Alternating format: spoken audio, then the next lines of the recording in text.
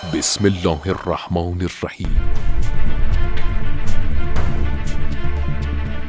السلام علیکم ورحمۃ اللہ۔ دیکھیے، پیشاب پخانہ نجس ہے، اس میں کوئی شک نہیں ہے، لیکن اگر یہ بچہ لڑکی ہے تو پھر بھی کوئی فرق نہیں ہے، اور ہر پیشاب اور ہر پخانہ نجس ہے اگر لڑکی ہے۔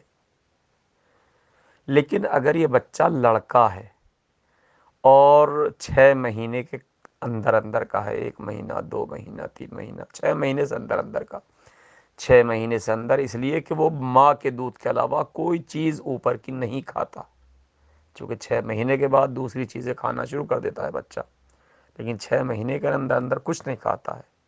تو پہلی چیز اگر لڑکا ہے، دوسرا یہ کہ اگر کچھ نہیں کھاتا ہے علاوہ دودھ کے، یعنی عمر ابھی وہی 1 2 مہینے کی ہے، تو اس صورت میں صرف ماں اور کوئی نہیں، ماں اگر اس کے کپڑے نجس ہو رہے ہیں اس بچے کے پیشاب سے، تو یہاں پہ معاف ہے، پاک نہیں ہے، پیشاب پھر بھی پاک نہیں ہے، پیشاب نجس نجس ہے، لیکن معاف ہے وہ یہ کہ وہ اسی کپڑوں میں نماز پڑھ سکتی ہے، نماز انشاءاللہ صحیح ہے۔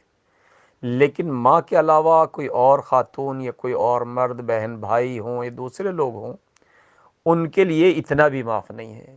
جو نجس ہے وہ نجس ہے، اور نجس کپڑوں میں نماز باطل ہے۔ اگر یہ لڑکا نہیں لڑکی ہے تو پھر بالکل ماں کے لیے بھی معاف نہیں ہے، ماں بھی پاک کپڑے نماز پڑھے گی، ان کپڑوں میں نماز باطل ہے۔ یا اس کے علاوہ اگر یہ لڑکا ہی ہے، لیکن اب یہ لڑکا اتنا ہو گیا ہے کہ وہ کھانا پینا کھا سکتا ہے، دودھ کے علاوہ دوسری چیزیں کھاتا ہے، تو پھر اس کا پیشاب بھی سب کے لیے نجس ہے، اور کوئی معاف نہیں ہے۔ آپ کپڑے پاک کر کے نماز پڑھیں گے، کپڑے بدل کر کے نماز پڑھیں گے۔